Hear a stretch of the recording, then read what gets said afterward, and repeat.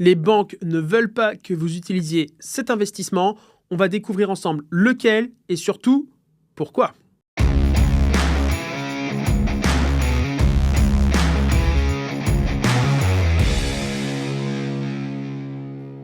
Et pourtant, il est hyper populaire, même moi je m'en sers. Je parle bien sûr des ETF. Et c'est l'autorité des marchés financiers, c'est l'AMF qui nous le dit. Aujourd'hui, le nombre d'utilisateurs d'ETF augmente de plus de 30% par an. Alors un ETF, rapidement, en 10 secondes, qu'est-ce que c'est? Ce qu'on appelle un tracker aussi. Ça permet à vous, à moi, à n'importe qui, n'importe quel particulier, d'investir notamment dans un indice. Donc on a des ETF qui vont reproduire les 500 plus grosses boîtes américaines, ce qu'on appelle le SP500. On va avoir des ETF basés sur l'or. Depuis récemment, on a des ETF sur les crypto-monnaies, notamment le Bitcoin et l'Ethereum. Bref, les ETF, ça vous permet d'investir simplement. Et ça fait partie des 2 raisons principales pour lesquelles les banques ne veulent pas que vous fassiez de l'ETF. La première, c'est que l'ETF aujourd'hui, ça fait partie des méthodes d'investissement qui coûtent le moins cher. Ce sont celles qui prennent finalement le moins de frais.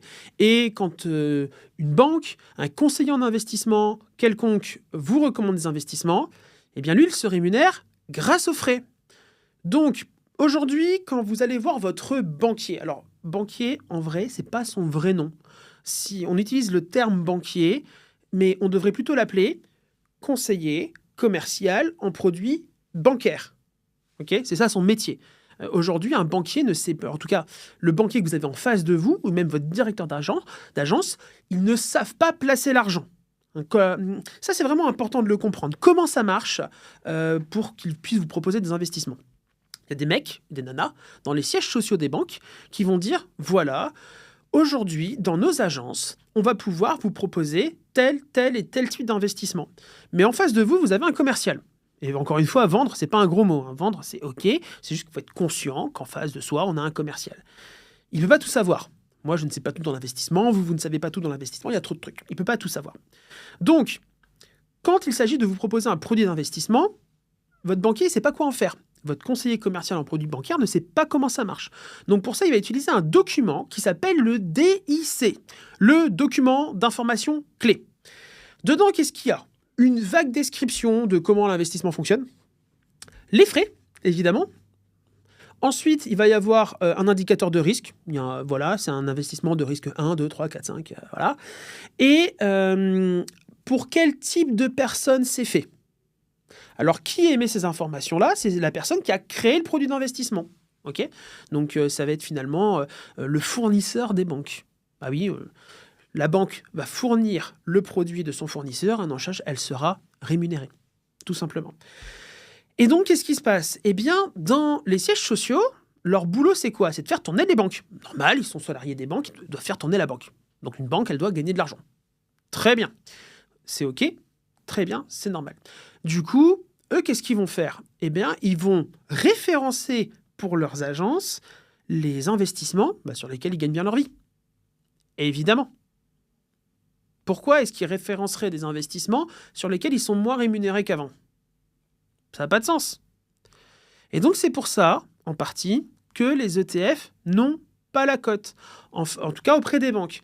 Parce qu'en face de vous, vous avez un conseiller en vente de produits bancaires, de produits d'investissement, et lui, son boulot, c'est de vendre ce qui a été mis à sa disposition par le siège social, qui du coup, ces produits-là ont forcément subi un filtre sur la nature des produits, sur la typologie de clients à qui ça s'adresse, mais aussi sur les frais facturés.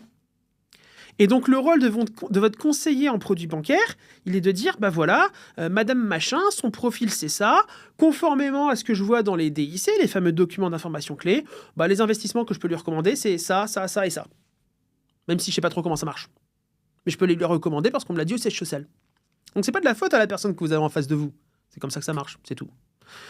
Et vous y pouvez rien, et eux non plus. Enfin, vraiment, les gens que vous avez en face de vous en banque, c'est leur boulot, quoi. Ils font leur boulot. Donc, faut pas les insulter. J'ai déjà vu des choses très, très virulentes. Ils font juste leur travail. C'est juste qu'il faut être conscient que leur travail, c'est la vente. C'est tout. Et donc, ça, c'est le premier des critères. Et imaginez en face de vous, donc vous avez un professionnel de la vente en produits d'investissement. Eh bien, comme tout professionnel, il va être formé régulièrement. ok, parce que on est formé à faire son métier, il y a des évolutions du marché, des évolutions réglementaires, des évolutions de plein de façons. On se forme tous dans nos métiers. Donc forcément, la banque va payer des formations à son personnel, mais la formation, elle va être orientée au bénéfice de la banque. Donc, est-ce que vous vous doutez qu'ils vont mettre en avant les ETF comme étant le nouveau truc, alors en plus c'est pas nouveau, mais en étant le truc hyper intéressant pour les clients investisseurs? Pas forcément. Et donc c'est un cercle vicieux, parce que votre banquier, du coup, par ses formations, a généralement une méconnaissance des ETF. Je ne compte plus le nombre de conseillers en investissement dans les banques, de conseillers commerciaux qui ne savent pas ce que c'est qu'un ETF. Et les rares qui le savent, eh bien, de par les informations qu'ils ont eues au sein de leur formation, les communications interentreprises, ils en ont une mauvaise presse. En tout cas, ils en ont une mauvaise image. Et donc l'ETF a mauvaise presse dans les banques. Voilà. Donc non seulement il y a le sujet de l'argent d'un côté, combien la banque se rémunère, et il y a le sujet de la communication interne, qui du coup ne va pas dans le sens positif pour les ETF. Or, les ETF, c'est un vieux truc.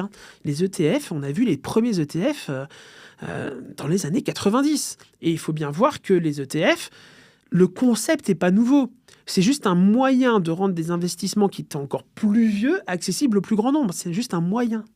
Donc aujourd'hui, des stratégies d'ETF, même si les premiers ETF datent de 93, eh bien en fait, on a beaucoup plus que ça en recul. On a 40, 50, 60, 70 ans en recul. Bah ouais, mais il y a un problème de frais. Donc pourquoi est-ce que tout le monde y aurait accès? Bah ça, c'était impossible, jusque dans les années 2000, et puis un jour, Internet est arrivé. Voilà. Donc les ETF, aujourd'hui, ça a vraiment la cote. Pourquoi? Parce que ça marche très bien. Moi, aujourd'hui, ma façon, je suis entrepreneur, je suis à mon compte, ma façon d'assurer ma retraite, j'ai plusieurs stratégies pour assurer ma retraite. Mon plan A, ma stratégie numéro 1, ma stratégie phare, est basée sur les ETF. Pourquoi? Parce que c'est simple. Aujourd'hui, je suis chef d'entreprise, j'ai d'autres chats à fouetter que de gérer mes investissements pendant 25 heures par mois.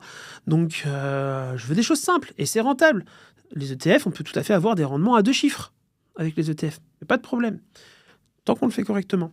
Donc, les ETF, c'est vraiment un super moyen, finalement, pour investir, avoir des résultats. Votre banquier vous le proposera jamais. Je vous le dis, votre banquier vous le proposera jamais. C'est pas de sa faute.